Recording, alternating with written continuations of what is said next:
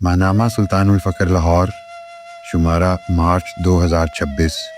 مضمون: بزم سلطان العاشقین، ملفوظات سلطان العاشقین، قسط نمبر 16، مرتب سلطان محمد عبداللہ اقبال سروری قادری۔ ذکر قلبی۔ کسی نے پوچھا کہ ذکر قلبی کیا ہے؟ فرمایا، اس میں اللہ ذات ہی ذکر قلبی ہے، لیکن اس میں اللہ ذات مرشد کے بغیر نہیں کھلتا۔ چاہے بندہ کتنی کوشش کر لے، مرشد وہ ہونا چاہیے جو اس میں اللہ میں کامل اور اس کا عامل ہو۔ کچھ لوگ پریکٹس کر کے جسم کے قلب کو حرکت دے لیتے ہیں، یہ شعبدہ بازی ہے۔ یہ ہرگز ذکر قلبی نہیں، اور نہ قلب سے مراد یہ جسمانی قلب ہے، قلب تو روح کو کہتے ہیں۔ جدید تعلیم۔ فرمایا، جدید تعلیم یافتہ کہتے ہیں کہ مرشد کو چھوڑو، قرآن پڑھو۔ اب خود تو جتنی تعلیم حاصل کرتے ہیں استاد ہی سے کرتے ہیں۔ کیا کوئی صرف MBBS کی کتابیں پڑھ کر ڈاکٹر بن سکتا ہے؟ اگر دنیا میں استاد کے بغیر ڈاکٹر نہیں بنا جا سکتا تو پھر اللہ کی راہ کیسے استاد کے بغیر چلی جا سکتی ہے، جہاں شیطان جگہ جگہ جال بچھا کر بیٹھا ہوا ہے؟ خانقاہ مسجد سے علیحدہ کیوں؟ کسی نے پوچھا، خانقاہ کیا ہوتی ہے؟ فرمایا، خانقاہ کا مطلب ہے کہ جہاں ولی اپنا ڈیرا لگا لے۔ پرانے زمانے میں صوفیاء اپنا علیحدہ ڈیرا لگا کر خانقاہ قائم کرتے تھے۔ خانقاہ مسجد سے علیحدہ ہوتی ہے، مسجد کے آداب شریعت کے مطابق ہوتے ہیں، جبکہ خانقاہ میں تربیت طریقت کے مطابق کی جاتی ہے۔ اللہ کو راضی کرنا۔ فرمایا، اصل چیز تو اسے راضی کرنا ہے۔ اگر وہ عبادت سے راضی ہوتا ہے تو مکہ میں ساری عبادتیں فرض ہو جاتی۔ مکہ والوں نے راضی کیا ہے، مدینہ والوں میں بھی جو اولین ہیں انہوں نے بھی عبادت و ریاضت نہ کی، بلکہ حضور صلی اللہ علیہ وآلہ وسلم کو راضی کیا۔ نماز تو 2 ہجری میں فرض ہوئی۔ مسجد نبوی کی تعمیر کے بعد مدینے والے دھڑا دھڑ مسلمان ہو گئے تھے، سارے قبیلے والے مسلمان ہو گئے تھے۔ بلے شاہ نے ناچ کر منا لیا۔ یہ نہیں پتا وہ کس طرح راضی ہو۔ ہر بندے سے وہ مختلف طریقے سے راضی ہوتا ہے، اور ہر بار ایک ہی طریقے سے راضی نہیں ہوتا۔ سیدنا غوث اعظم رضی اللہ عنہ کے مجاہدات۔ سیدنا غوث الاعظم رضی اللہ عنہ جب بغداد تشریف لائے تو آپ کی عمر 18 سال تھی۔ آپ رضی اللہ عنہ کی باطنی تربیت حضرت حماد بن دباس رحمۃ اللہ علیہ نے کی۔ آپ رضی اللہ تعالیٰ عنہ نے تقریباً 25 سال ریاضتیں کی۔ آپ نے شیطان کے بارے میں بھی ظاہری طور پر لکھا ہے۔ اس وجہ سے جب ایسے معاملات پیش آتے ہیں تو فقر والے سمجھتے ہیں کہ یہ شیطان ہے۔ فقر والے کی قلبی کیفیت ہوتی ہے کہ گھر سے نکل کر کہیں دوڑ جائے، بے سکونی کی سی کیفیت ہوتی ہے۔ اسباب سے رزق کی کوشش۔ فرمایا، رزق سب ہی اسباب سے حاصل کرتے ہیں، لیکن فقیر کو پتہ ہوتا ہے کہ اللہ نے بھجوایا ہے، دینے والے کو بھی نہیں پتہ ہوتا کہ اللہ نے بھجوایا ہے۔ دنیا دار سمجھتا ہے کہ اسباب ہی رازق ہیں، یہ شرک ہے، رازق تو اللہ ہے۔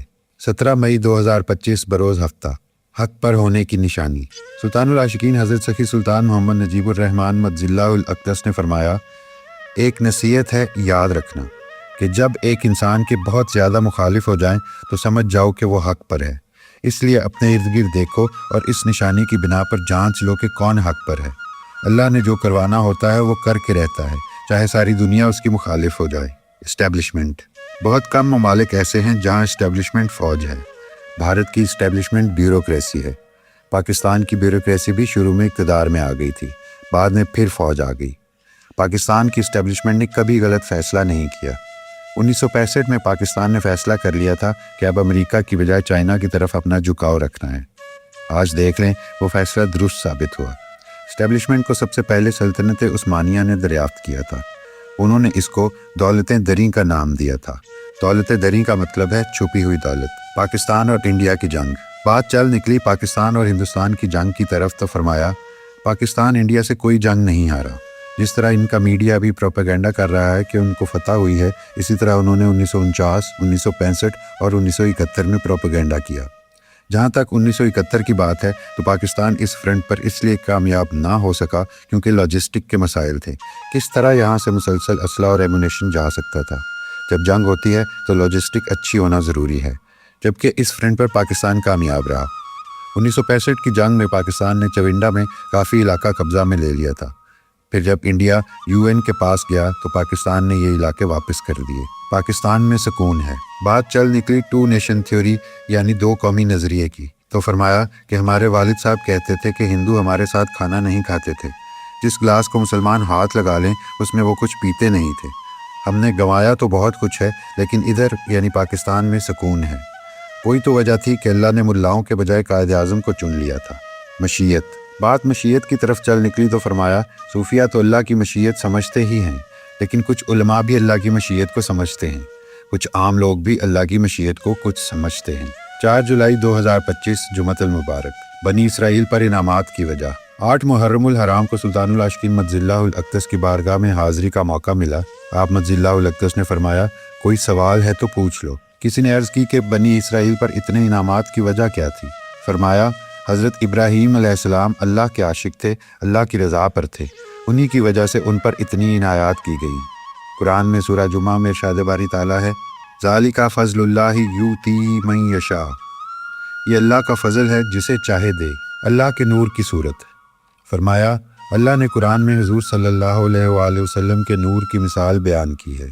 सूरह नूर का तर्जुमा है, उसके नूर की मिसाल ऐसी जैसे एक ताक के इसमें चिराग है, वो चिराग एक फ़ानूस में है, वो फ़ानूस गोया एक सितारा है, मोती सा चमकता रोशन होता है, बरकत वाले पेड़ जैतून से, जो ना शर्की है ना गरबी, करीब है कि इसका तेल भड़क उठे अगरचे उसे आग ना छुए। नूर पर नूर है, अल्लाह जिसे चाहता है अपने नूर की तरफ हिदायत फरमाता है। पहले अंबिया की सूरत में अल्लाह का नूर आता था और जो अल्लाह की तलब रखते थे उन्हें अपने नूर की तरफ रहनुमाई फरमा देता, यानी अंबिया की तरफ भेज देता। फिर हुज़ूर सल्लल्लाहु अलैहि वसल्लम तशरीफ़ लाए तो जो उस वक्त अल्लाह की तलब रखने वाले थे उनको हुज़ूर सल्लल्लाहु अलैहि वसल्लम के पास भेज दिया। फिर हुज़ूर अलैहिस्सलाम के बाद अल्लाह का नूर औलिया की सूरत में जलवागर हुआ। अब जो अल्लाह की तलब करता है अल्लाह उनकी रहनुमाई औलिया की तरफ फरमा देता है। दीदार इलाही। किसी ने सवाल किया कि दीदार मुमकिन है? फरमाया, अंबिया को जो मोजज़ात हासिल होते हैं वो इस नबी की उम्मत में चलते हैं। जैसे हज़रत ईसा अलैहिस्सलाम मुर्दा को ज़िंदा और कोढ़ के मरीज़ को ठीक करते थे तो उनकी उम्मत के औलिया भी करते थे। हम हुज़ूर सल्लल्लाहु अलैहि वसल्लम की उम्मत हैं। हुज़ूर सल्लल्लाहु अलैहि वसल्लम को मेराज की रात दीदार का तोहफ़ा मिला, इसलिए वो उम्मत को भी हासिल है। 25 जुलाई 2025 जुमतुल मुबारक। सफाई निस्फ़ ईमान है। फरमाया, कुछ लोग सफाई का ख्याल नहीं रखते, इतना अरसा नहाते नहीं। ईमान तो सफाई के बगैर मुकम्मल नहीं होता। हुज़ूर सल्लल्लाहु अलैहि वसल्लम ने फरमाया, सफाई निस्फ़ ईमान है। सफाई से बरकत आती है, तालिब को गन से नहूसत होती है। सब कुछ उनका है। बात चल निकली कि मस्जिद ज़हरा बहुत शानदार है। फरमाया, हमने अपने हुज़ूर सुल्तानुल फ़ख्र चशम को जगह ख़रीद कर दी तो हुज़ूर ने दुनिया में इतना अता किया है, हम भूल गए कि हमने ले कर दी है। इसके बदले में जो अता किया सब आपके सामने है। जब हम हज़रत पीर अब्दुल्ला शाह साहब रहमतुल्लाह अलैह का दरबार पाक बनवा रहे थे तो लोग कहते थे कि क्यों बनवा रहे हो। लोग हम पर हैरान होते थे। हमने भी कभी सोचा नहीं कि पैसे लग रहे हैं। अब उन्होंने इसके बदले इतना कुछ अता कर दिया कि जिसकी हद नहीं। फरमाया, हुज़ूर अलैहिस्सलाम का इरशाद है, हमने हर किसी का एहसान उतार दिया सिवाय अबू बकर सिद्दीक़ रज़ियल्लाहु ताला अन्हु के। इसी तरह हमारे मुर्शिद करीम सुल्तानुल फ़ख्र चशम हज़रत सखी सुल्तान मोहम्मद असगर अली रहमतुल्लाह अलैह ने एक मरतबा उछाली शरीफ में फरमाया, हमने सबके एहसान उतार दिए लेकिन भाई नजीब का एहसान नहीं उतारा। अल्लाह एहसान नहीं रखता। फरमाया, अल्लाह पाक किसी का एहसान नहीं रखता। जो अल्लाह को देता है अल्लाह उसको बढ़ा चढ़ा कर वापस देता है। अल्लाह को ऐसा तो ना समझो कि तुम इसके लिए कुर्बानी दो और वो तुम्हें कुछ अता ना करे। अल्लाह उसको देता ज़रूर है। तवक्कुल। बात तवक्कुल की तरफ चल निकली तो फरमाया, हज़रत अबू ज़र गफ़ारी रज़ियल्लाहु अन्हु एक टाइम का खाना खाते और दूसरे का पता नहीं होता था। लंगर पाक। फरमाया, हमारी खानका सुल्तानुल आशिकीन के लंगर में अल्लाह ने बहुत बरकत डाल दी है। अनवाओ इकसाम के खाने पकते हैं। कुछ लोग अभी भी नाशुक्री करते हैं और खाने पर झगड़ते हैं। जिस तरह का हम लंगर मुरीदी में खाते थे वो इनको पता चले तो खुशी खुशी खाएं। आशिक की खुराक। बात ज़्यादा खाने की तरफ चल निकली तो फरमाया, आशिक की खुराक तो एक रोटी भी काफ़ी होती है, इससे ज़्यादा वो नहीं खाता। हमारा खाना देख लो, हम तो एक ही रोटी खाते हैं। आशिक कम खाता, कम बोलता और कम सोता है। लुग़वी और इस्तिलाही मानी। एक होते हैं लुग़वी मानी और एक होते हैं इस्तिलाही मानी। जैसे सलात के लुग़वी मानी दुआ के हैं, जबकि इस्तिलाही वो हैं जो हम दिन में 5 मरतबा मखसूस तरीके से शरीयत के मुताबिक अदा करते हैं। इसे सलात कहते हैं, जिसे आप नमाज कहते हैं। इसी तरह सौम के लुग़वी मानी है ठहर जाना, रुक जाना, लेकिन इस्तिलाही मानी सुबह से शाम तक खाने और जमा से रुक जाने को सौम कहते हैं, या शरीयत ने जिन बातों से मना किया उससे रुक जाने को सौम कहते हैं, जिसे आप रोज़ा कहते हैं। इस माह को माह सयाम कहते हैं।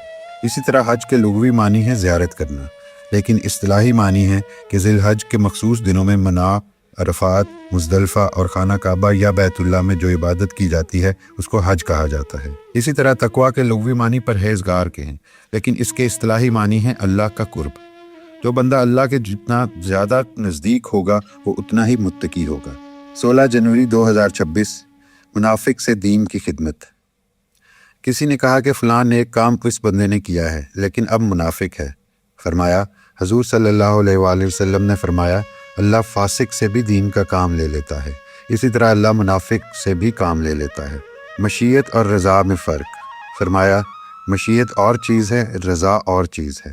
حضرت آدم علیہ السلام کا زمین پر آنا اللہ کی مشیت تھی، لیکن دانا کھانا اللہ کی رضا نہ تھی۔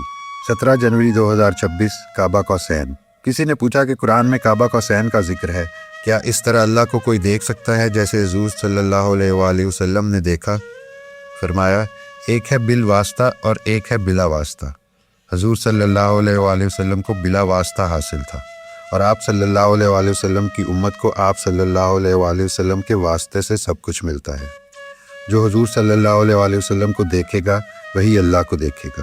18 جنوری 2026 شرک۔ کسی نے شرک کے متعلق پوچھا تو فرمایا، کسی بھی چیز کی پرستش کرنے کو شرک کہتے ہیں۔ لوگ سیاستدانوں کی بھی پرستش کرتے ہیں، والدین بچوں کی پرستش کرتے ہیں۔ والدین بچوں کو اس لیے بھی پالتے ہیں کہ بڑھاپے میں ہمارا سہارا بنے۔ جب یہ اللہ کو چھوڑ کر اولاد کو رب بناتے ہیں تو اللہ بچوں کو ہی والدین کے خلاف کھڑا کر دیتا ہے۔ مضمون ابھی جاری ہے۔